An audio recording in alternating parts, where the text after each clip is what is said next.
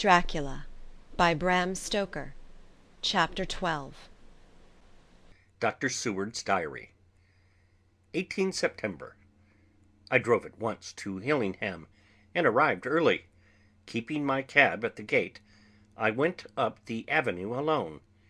I knocked gently and rang as quietly as possible, for I feared to disturb Lucy or her mother, and hoped to bring only a servant to the door. After a while, finding no response, I knocked and rang again. Still no answer. I cursed the laziness of the servants that they should lie abed at such an hour, for it was now 10 o'clock, and so rang and knocked again, but more impatiently, but still without response. Hitherto I had blamed only the servants, but now a terrible fear began to assail me. Was this desolation but another link in the chain of doom which seemed drawing tight round us? Was it indeed a house of death to which I had come too late? I know that minutes, even seconds of delay, might mean hours of danger to Lucy, if she had had again one of those frightful relapses, and I went round the house to try if I could find by chance an entry anywhere. I could find no means of ingress. Every window and door was fastened and locked, and I returned baffled to the porch. As I did so, I heard the rapid pit-pat of a swiftly driven horse's feet. They stopped at the gate, and a few seconds later I met Van Helsing running up the avenue. When he saw me, he gasped out, "Then it was you, and just arrived. How is she? Are we too late? Did you not get my telegram?"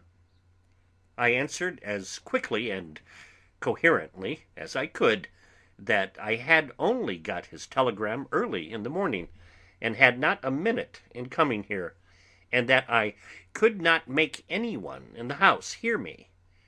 He paused and raised his hat as he said solemnly, "Then I fear we are too late. God's will be done." With his usual recuperative energy, he went on, "Come, if there be no way open to get in, we must make one. Time is all in all to us now." We went round to the back of the house, where there was a kitchen window. The professor took a small surgical saw from his case, and, handing it to me, pointed to the iron bars which guarded the window. I attacked them at once, and had very soon cut through 3 of them. Then, with a long, thin knife, we pushed back the fastening of the sashes and opened the window. I helped the professor in and followed him. There was no one in the kitchen or in the servants' rooms, which were close at hand. We tried all the rooms as we went along, and in the dining room, dimly lit by rays of light through the shutters, found 4 servant women lying on the floor. There was no need to think them dead, for their stertorous breathing and the acrid smell of laudanum in the room left no doubt as to their condition. Van Helsing and I looked at each other, and as we moved away he said, "We can attend to them later." Then we ascended to Lucy's room. For an instant or two we paused at the door to listen, but there was no sound that we could hear. With white faces and trembling hands, we opened the door gently and entered the room. How shall I describe what we saw? On the bed lay 2 women, Lucy and her mother. The latter lay farthest in, and she was covered with a white sheet, the edge of which had been blown back by the draught through the broken window, showing the drawn white face with a look of terror fixed upon it. By her side lay Lucy, with face white and still more drawn. The flowers which had been round her neck we found upon her mother's bosom, and her throat was bare, showing the two little wounds which we had noticed before, but looking horribly white and mangled. Without a word the professor bent over the bed, his head almost touching poor Lucy's breast. Then he gave a quick turn of his head, as of one who listens, and leaping to his feet, he cried out to me, "It is not too late! Quick, quick, bring the brandy!" I flew downstairs, and returned with it, taking care to smell and taste it, lest it too were drugged like the decanter of sherry which I found on the table. The maids were still breathing, but more restlessly, and I fancied that the narcotic was wearing off. I did not stay to make sure, but returned to Van Helsing. He rubbed the brandy, as on another occasion, on her lips and gums, and on her wrists and the palms of her hands. He said to me, "I can do this, all that can be at the present. You go wake those maids. Flick them in the face with a wet towel, and flick them hard. Make them get heat and fire and a warm bath. This poor soul is nearly as cold as that beside her. She will need be heated before we can do anything more." I went at once, and found little difficulty in waking 3 of the women. The 4th was only a little girl, and the drug had evidently affected her more strongly, so I lifted her on the sofa and let her sleep. The others were dazed at first, but as remembrance came back to them, they cried and sobbed in an hysterical manner. I was stern with them, however, and would not let them talk. I told them that one life was bad enough to lose, and if they delayed they would sacrifice Miss Lucy. So, sobbing and crying, they went about their way, half clad as they were, and prepared fire and water. Fortunately, the kitchen and boiler fires were still alive, and there was no lack of hot water. We got a bath and carried Lucy out as she was, and placed her in it. Whilst we were busy chafing her limbs, there was a knock at the hall door. One of the maids ran off, hurried on some more clothes, and opened it. Then she returned and whispered to us that there was a gentleman who had come with a message from Mr. Holmwood. I bade her simply tell him that he must wait, for we could see no one now. She went away with the message, and, engrossed with our work, I clean forgot all about him. I never saw in all my experience the professor work in such deadly earnest. I knew, as he knew, that it was a stand-up fight with death, and in a pause told him so. He answered me in a way that I did not understand, but with the sternest look that his face could wear. If that were all, I would stop here where we are now, and let her fade away into peace, for I see no light in life over her horizon. He went on with his work with, if possible, renewed and more frenzied vigor. Presently we both began to be conscious that the heat was beginning to be of some effect. Lucy's heart beat a trifle more audibly to the stethoscope, and her lungs had a perceptible movement. Van Helsing's face almost beamed, and as we lifted her from the bath and rolled her in a hot sheet to dry her, he said to me, "The first gain is ours. Check to the king." We took Lucy into another room, which had by now been prepared, and laid her in bed and forced a few drops of brandy down her throat. I noticed that Van Helsing tied a soft silk handkerchief round her throat. She was still unconscious, and was quite as bad, if not worse than, we had ever seen her. Van Helsing called in one of the women, and told her to stay with her, and not to take her eyes off her till we returned, and then beckoned me out of the room. "We must consult as to what is to be done," he said as we descended the stairs. In the hall he opened the dining-room door, and we passed in, he closing the door carefully behind him. The shutters had been opened, but the blinds were already down, with that obedience to the etiquette of death which the British woman of the lower classes always rigidly observes. The room was, therefore, dimly dark. It was, however, light enough for our purposes. Van Helsing's sternness was somewhat relieved by a look of perplexity. He was evidently torturing his mind about something, so I waited for an instant, and he spoke. "What are we to do now? Where are we to turn for help? We must have another transfusion of blood, and that soon, or that poor girl's life won't be worth an hour's purchase.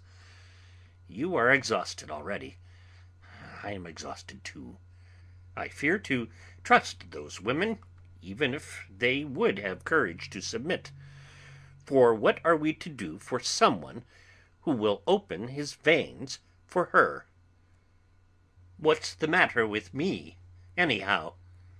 The voice came from the sofa across the room, and its tones brought relief and joy to my heart, for they were those of Quincey Morris.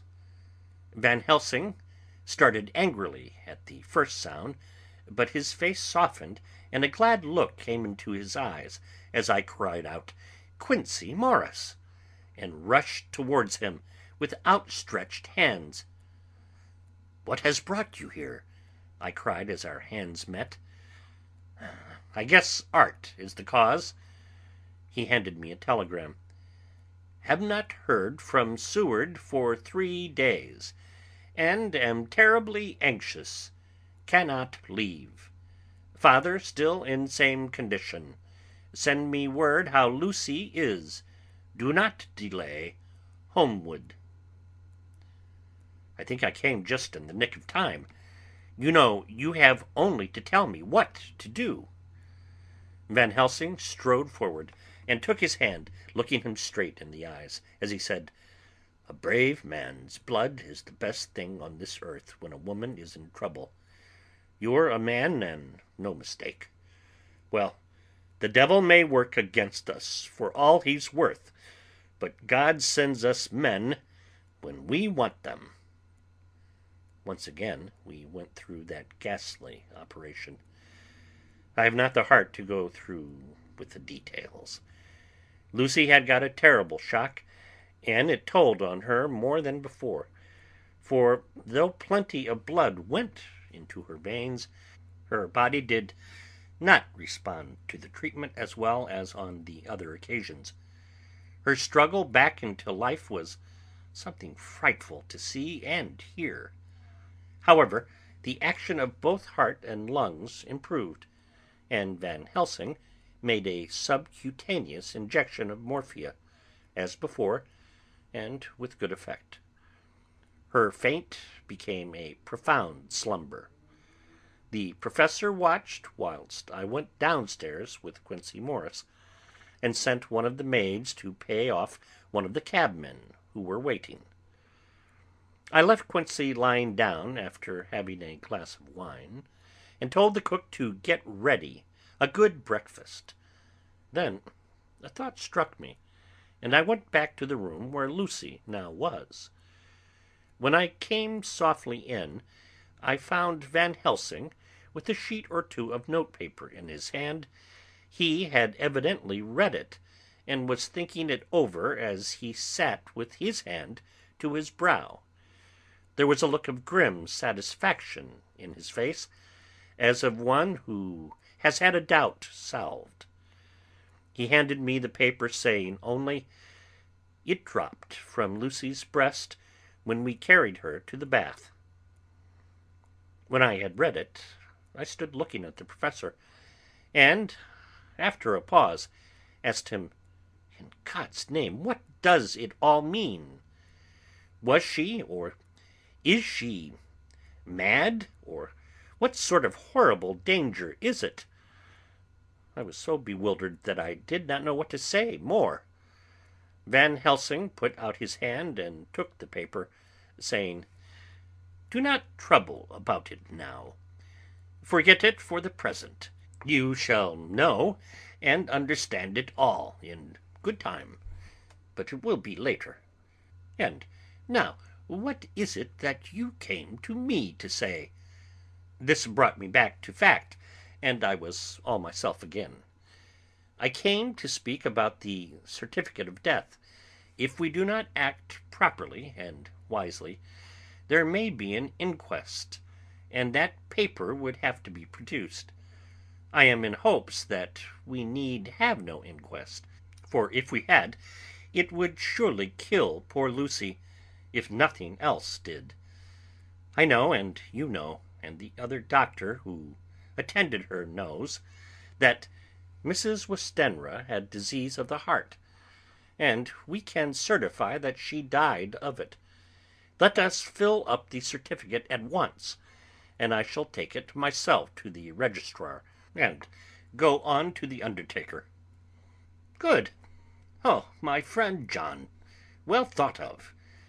Truly Miss Lucy, if she be sad in the foes that beset her, is at least happy in the friends that love her. 1, 2, 3, all opened their veins for her, besides one old man. Ah, yes, I know, friend John. I am not blind. I love you all the more for it. Now, go." In the hall I met Quincey Morris, with a telegram for Arthur, telling him that Mrs. Westenra was dead, that Lucy also had been ill, but was now going on better, and that Van Helsing and I were with her. I told him where I was going, and he hurried me out, but as I was going said, "When you come back, Jack, may I have 2 words with you, all to ourselves?" I nodded in reply, and went out.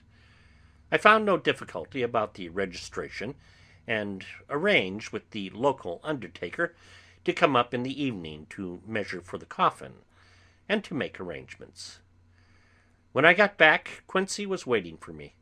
I told him I would see him as soon as I knew about Lucy, and went up to her room.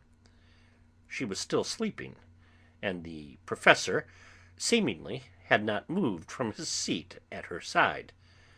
From his putting his fingers to his lips, I gathered that he expected her to wake before long, and was afraid of forestalling nature.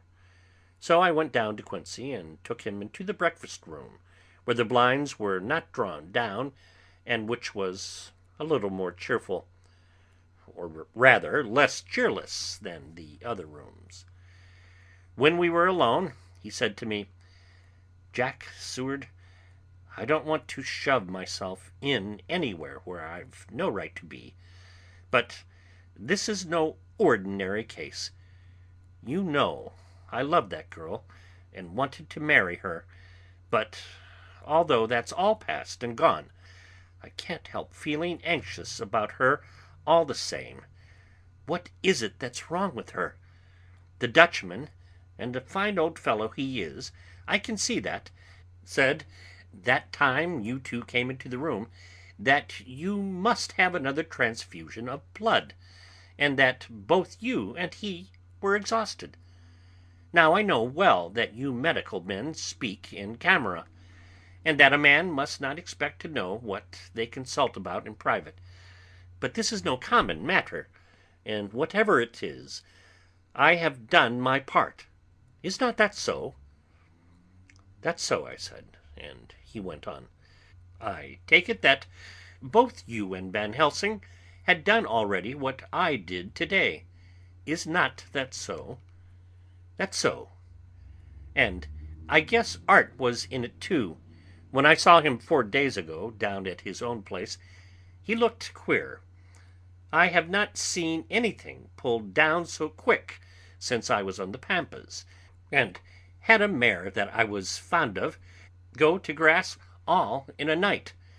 One of those big bats that they call vampires had got at her in the night, and what with his gorge and the vein left open, there wasn't enough blood in her to let her stand up, and I had to put a bullet through her as she lay back.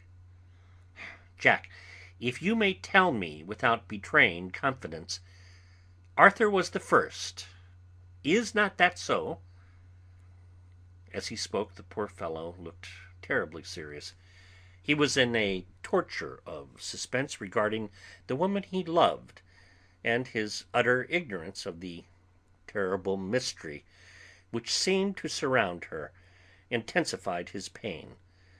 His very heart was bleeding, and it took all the manhood of him, and there was a royal lot of it too, to keep him from breaking down. I paused before answering, for I felt that I must not betray anything which the professor wished kept secret.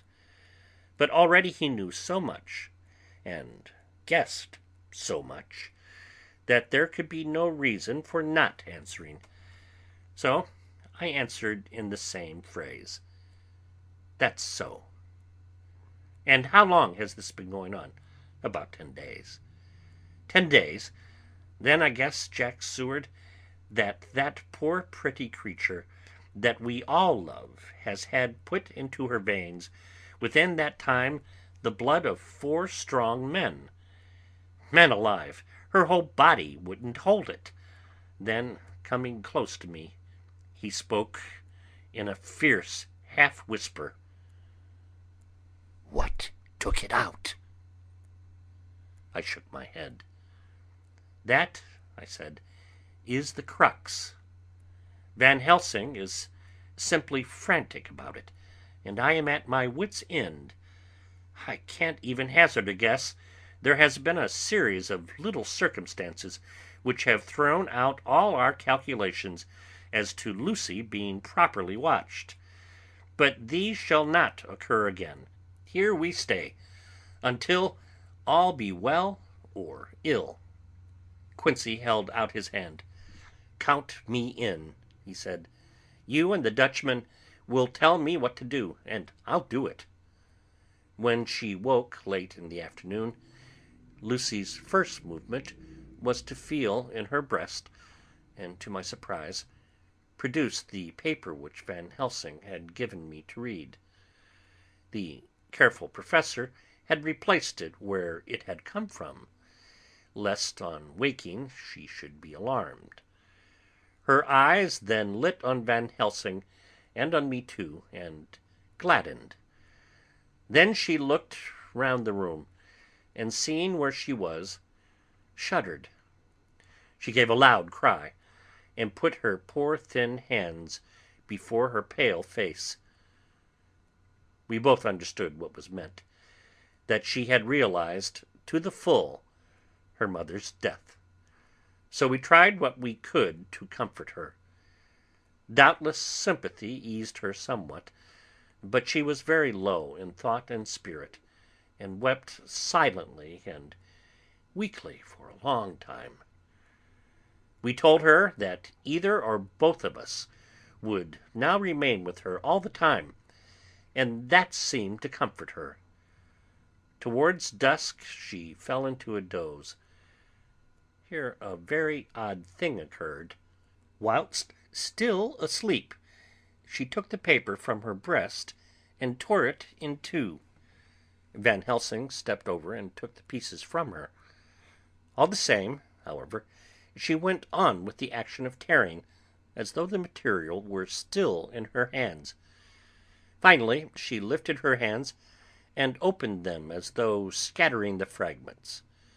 Van Helsing seemed surprised, and his brows gathered as if in thought, but he said nothing. 19 September. All last night she slept fitfully, being always afraid to sleep, and something weaker when she woke from it. The professor and I took in turns to watch, and we never left her for a moment unattended. Quincey Morris said nothing about his intention, but I knew that all night long he patrolled round and round the house. When the day came, its searching light showed the ravages of poor Lucy's strength. She was hardly able to turn her head, and the little nourishment which she could take seemed to do her no good. At times she slept, and both Van Helsing and I noticed the difference in her between sleeping and waking.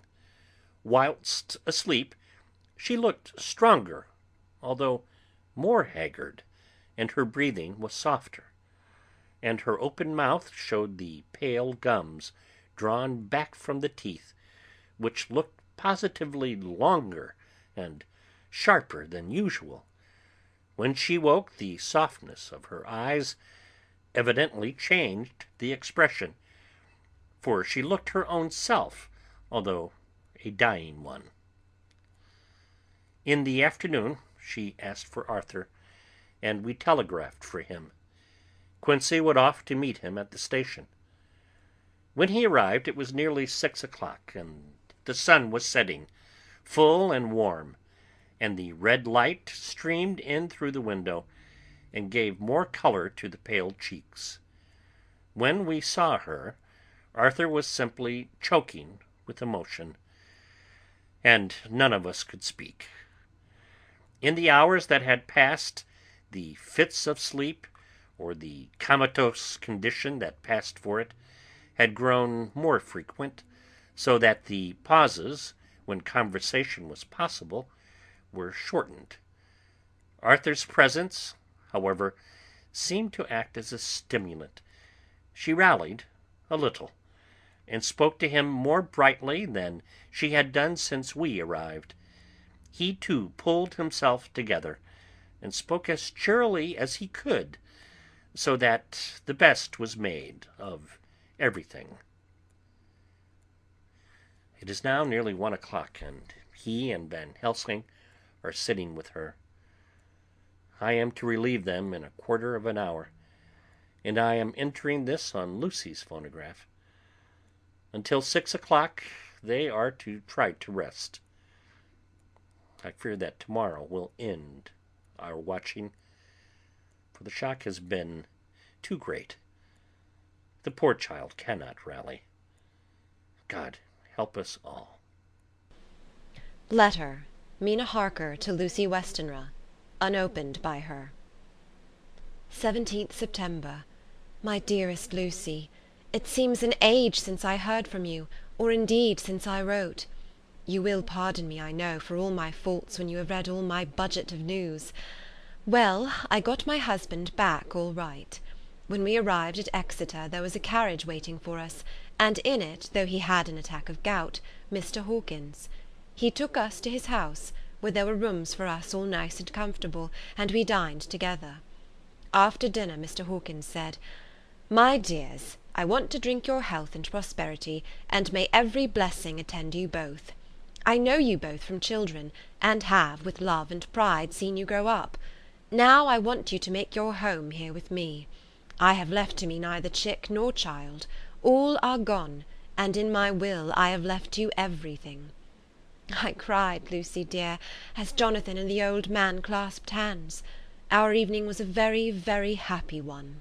So here we are, installed in this beautiful old house, and from both my bedroom and the drawing-room I can see the great elms of the cathedral close, with their great black stems standing out against the old yellow stone of the cathedral, and I can hear the rooks overhead cawing and chattering and gossiping all day, after the manner of rooks and humans. I am busy, I need not tell you, arranging things and housekeeping. Jonathan and Mr. Hawkins are busy all day, for now that Jonathan is a partner, Mr. Hawkins wants to tell him all about the clients. How is your dear mother getting on? I wish I could run up to town for a day or two to see you, dear, but I dare not go yet with so much on my shoulders, and Jonathan wants looking after still. He is beginning to put some flesh on his bones again, but he was terribly weakened by the long illness. Even now he sometimes starts out of his sleep in a sudden way, and awakes all trembling until I can coax him back to his usual placidity. However, thank God, these occasions grow less frequent as the days go on, and they will in time pass away altogether, I trust. And now I have told you my news, let me ask yours.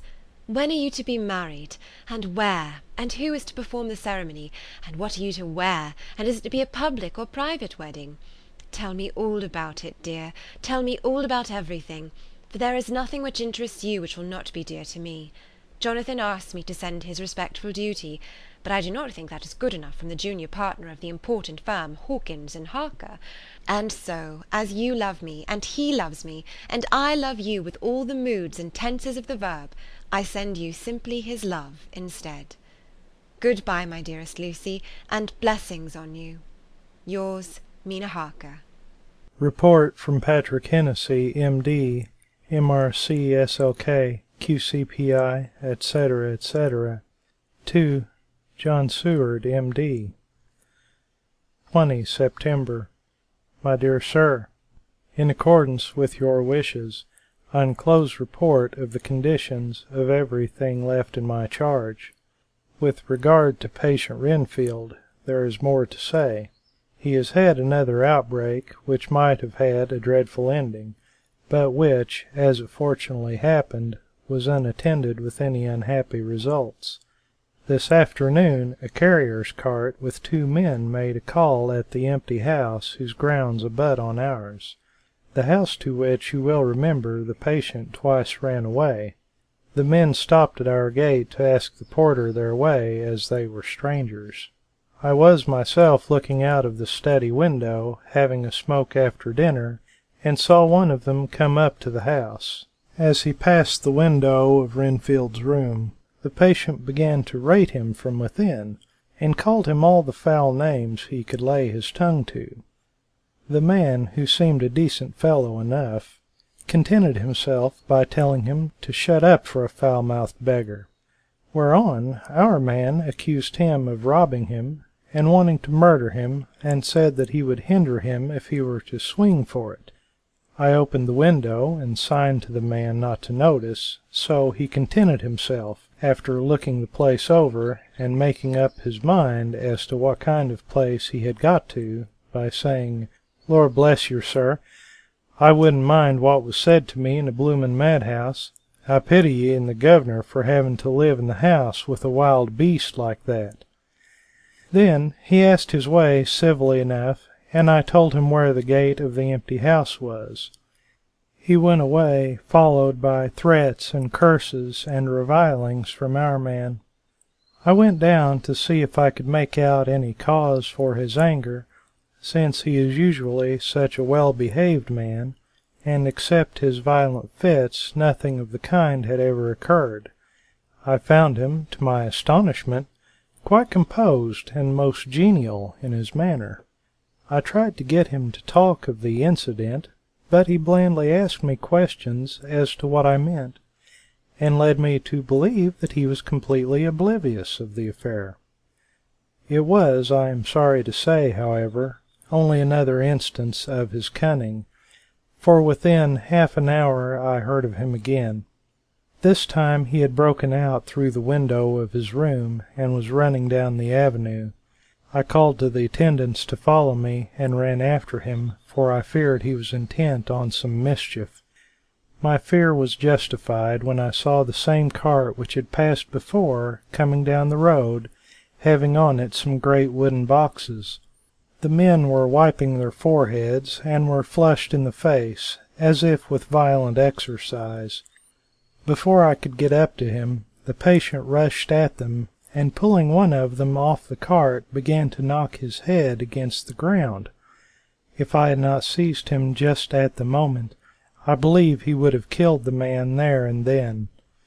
The other fellow jumped down and struck him over the head with the butt end of his heavy whip. It was a horrible blow, but he did not seem to mind it, but seized him also, and struggled with the three of us, pulling us to and fro as if we were kittens. You know I am no lightweight, and the others were both burly men. At first he was silent in his fighting, but as we began to master him, and the attendants were putting a straight waistcoat on him, he began to shout, "I'll frustrate them. They shan't rob me. They shan't murder me by inches. I'll fight for my lord and master," and all sorts of similar incoherent ravings. It was with very considerable difficulty that they got him back to the house and put him in the padded room. One of the attendants, Hardy, had a broken finger. However, I set it all right, and he is going on well. The two carriers were at first loud in their threats of actions for damages, and promised to rain all the penalties of the law on us. Their threats were, however, mingled with some sort of indirect apology for the defeat of two of them by a feeble madman. They said that if it had not been for the way their strength had been spent in carrying and raising the heavy boxes to the cart, they would have made short work of him. They gave us another reason for their defeat, the extraordinary state of drought to which they had been reduced by the dusty nature of their occupation, and the reprehensible distance from the scene of their labors of any place of public entertainment. I quite understood their drift, and after a stiff glass of strong grog, or rather more of the same, and with each a sovereign in hand, they made light of the attack, and swore that they would encounter a worse madman any day for the pleasure of meeting so bloomin' good a bloke as your correspondent. I took their names and addresses in case they might be needed. They are as follows: Jack Smollett, of Dudding's Rents, King George's Road, Great Walworth, and Thomas Snelling, Peter Farley's Row, Guide Court, Bethnal Green. They are both in the employment of Harris & Sons, Moving and Shipment Company, Orange Master's Yard, Soho. I shall report to you any matter of interest occurring here, and shall wire you at once if there is anything of importance. Believe me, dear sir, yours faithfully, Patrick Hennessy. Letter, Mina Harker to Lucy Westenra, unopened by her. 18th September. My dearest Lucy, such a sad blow has befallen us. Mr. Hawkins has died very suddenly. Some may not think it so sad for us, but we had both come to so love him that it really seems as though we had lost a father. I never knew either father or mother, so that the dear old man's death is a real blow to me. Jonathan is greatly distressed. It is not only that he feels sorrow, deep sorrow, for the dear, good old man who has befriended him all his life, and now at the end has treated him like his own son, and left him a fortune which to people of our modest upbringing is wealth beyond the dream of avarice, but Jonathan feels it on another account. He says the amount of responsibility which it puts upon him makes him nervous. He begins to doubt himself. I try to cheer him up, and my belief in him helps him to have a belief in himself. But it is here that the grave shock that he experienced tells upon him the most. Oh, it is too hard that a sweet, simple, noble, strong nature such as his, a nature which enabled him by our dear good friend's aid to rise from clerk to master in a few years, should be so injured that the very essence of its strength is gone. Forgive me, dear, if I worry you with my troubles in the midst of your own happiness. But, Lucy, dear, I must tell someone, for the strain of keeping up a brave and cheerful appearance to Jonathan tries me, and I have no one here that I can confide in. I dread coming up to London, as we must do that day after to-morrow, for poor Mr. Hawkins left in his will that he was to be buried in the grave with his father. As there are no relations at all, Jonathan will have to be chief mourner. I shall try to run over to see you, dearest, if only for a few minutes. Forgive me for troubling you. With all blessings, your loving, Mina Harker. Dr. Seward's Diary, 20 September. Only resolution and habit can let me make an entry tonight. I am too miserable, too low-spirited, too sick of the world and all in it, including life itself, that I would not care if I heard this moment the flapping of the wings of the angel of death. And he has been flapping those grim wings to some purpose of late. Lucy's mother and Arthur's father. And now, let me get on with my work. I duly relieved Van Helsing in his watch over Lucy. We wanted Arthur to go to rest also, but he refused at first. It was only when I told him that we should want him to help us during the day, and that we must not all break down for want of rest, lest Lucy should suffer, that he agreed to go. Van Helsing was very kind to him. "Come, my child," he said, "come with me. You are sick and weak, and have had much sorrow and much mental pain, as well as that tax on your strength that we know of. You must not be alone, for to be alone is to be full of tears and alarms. Come to the drawing-room, where there is a big fire, and there are 2 sofas. You shall lie on one, and I on the other, and our sympathy will be comfort to each other, even though we do not speak, and even if we sleep." Arthur went off with him, casting back a longing look on Lucy's face, which lay in her pillow, almost whiter than the lawn. She lay quite still, and I looked around the room to see that all was as it should be. I could see that the professor had carried out in this room, as in the other, his purpose of using the garlic. The whole of the window sashes reeked with it, and round Lucy's neck, over the silk handkerchief which Van Helsing made her keep on, was a rough chaplet of the same odorous flowers.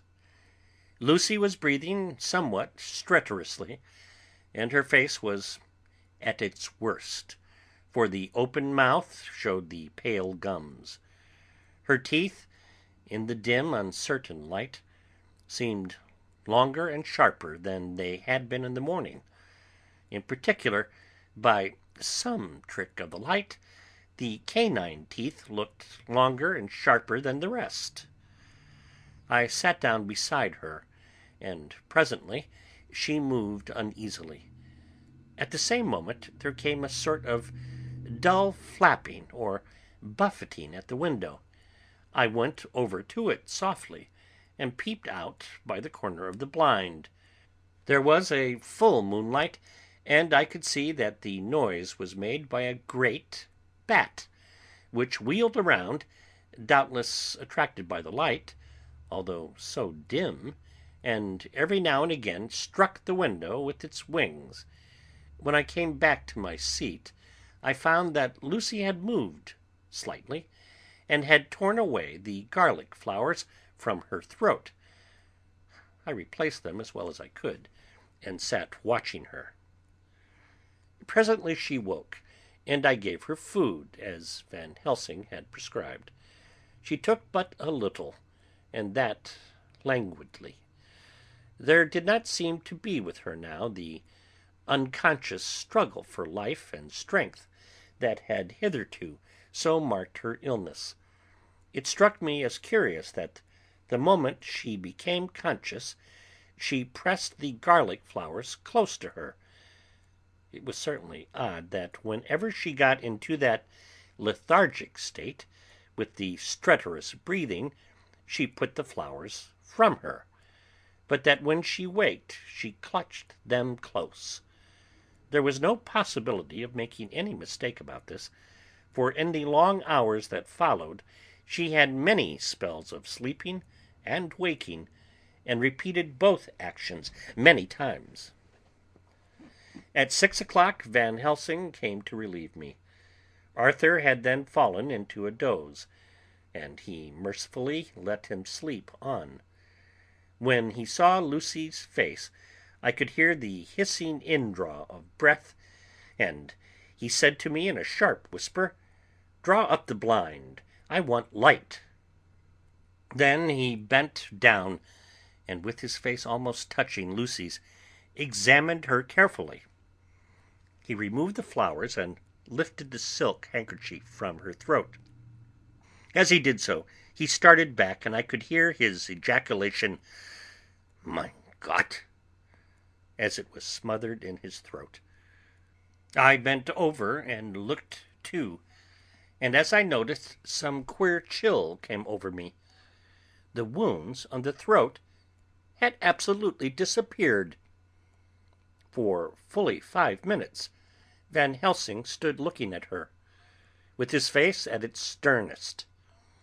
Then he turned to me and said calmly, "She is dying. It will not be long now. It will be much difference, mark me, whether she dies conscious or in sleep. Wake that poor boy, and let him come and see the last. He trusts us, and we have promised him." I went to the dining room and waked him. He was dazed for a moment, but when he saw the sunlight streaming in through the edges of the shutters, he thought he was late and expressed his fear. I assured him that Lucy was still asleep, and told him as gently as I could that both Van Helsing and I feared that the end was near. He covered his face with his hands and slid down on his knees by the sofa, where he remained, perhaps a minute, with his head buried, praying, whilst his shoulders shook with grief. I took him by the hand and raised him up. "Come," I said, "my dear fellow, summon all your fortitude. It will be best and easiest for her." When we came into Lucy's room, I could see that Van Helsing had, with his usual forethought, been putting matters straight and making everything look as pleasing as possible. He had even brushed Lucy's hair, so that it lay on the pillow in its usual sunny ripples. When we came into the room, she opened her eyes, and seeing him, whispered softly, "Arthur, oh, my love, I am so glad you have come." He was stooping to kiss her, when Van Helsing motioned him back. "No," he whispered, "not yet. Hold her hand. It will comfort her more." So Arthur took her hand and knelt beside her, and she looked her best, with all the soft lines matching the angelic beauty of her eyes. Then, gradually, her eyes closed, and she sank to sleep. For a little bit her breast heaved softly, and her breath came and went like a tired child's. And then, insensibly, there came the strange change which I had noticed in the night.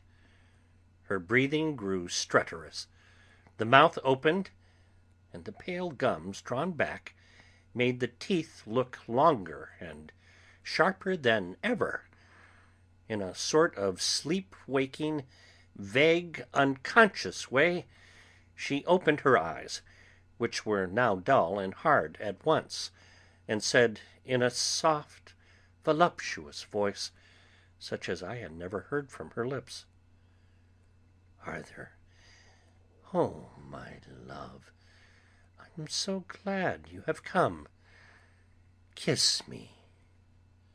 Arthur bent eagerly over to kiss her, but at that instant Van Helsing, who like me had been startled by her voice, swooped upon him, and catching him by the neck with both hands, dragged him back with a fury of strength which I never thought he could have possessed, and actually hurled him almost across the room. "Not on your life," he said. "Not for your living soul and hers." And he stood between them like a lion at bay.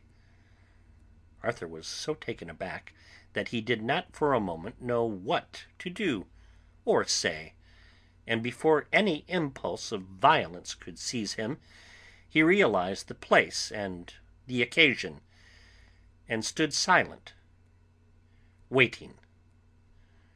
I kept my eyes fixed on Lucy, as did Van Helsing, and we saw a spasm as of rage flit like a shadow over her face. The sharp teeth clamped together. Then her eyes closed, and she breathed heavily.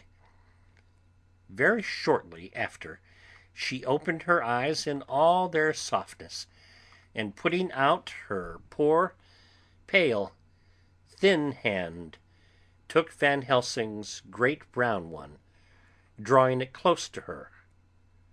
She kissed it.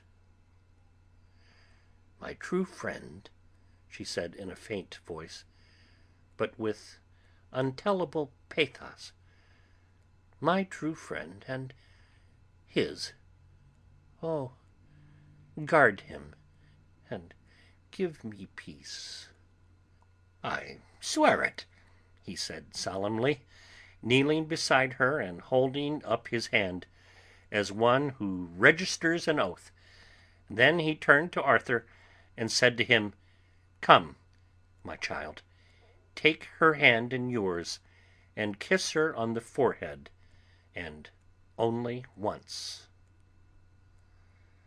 Their eyes met instead of their lips, and so they parted. Lucy's eyes closed, and Van Helsing, who had been watching closely, took Arthur's arm and drew him away. And then Lucy's breathing became stertorous again, and all at once it ceased. "It is all over," said Van Helsing. "She is dead." I took Arthur by the arm and led him away to the drawing-room, where he sat down, and covered his face with his hands, sobbing in a way that nearly broke me down to see. I went back to the room and found Van Helsing looking at poor Lucy, and his face sterner than ever. Some change had come over her body. Death had given back part of her beauty, and her brow and cheeks had recovered some of their flowing lines. Even the lips had lost their deadly pallor. It was as if the blood, no longer needed for the working of the heart, had gone to make the harshness of death as little rude as might be. "We thought her dying whilst she slept, and sleeping when she died." I stood beside Van Helsing and said, "Ah, well, poor girl, there is peace for her at last. It is the end." He turned to me and said with grave solemnity, "Not so, alas, not so. It is only the beginning." When I asked him what he meant, he only shook his head and answered, "We can do nothing as yet. Wait and see." End of chapter 12.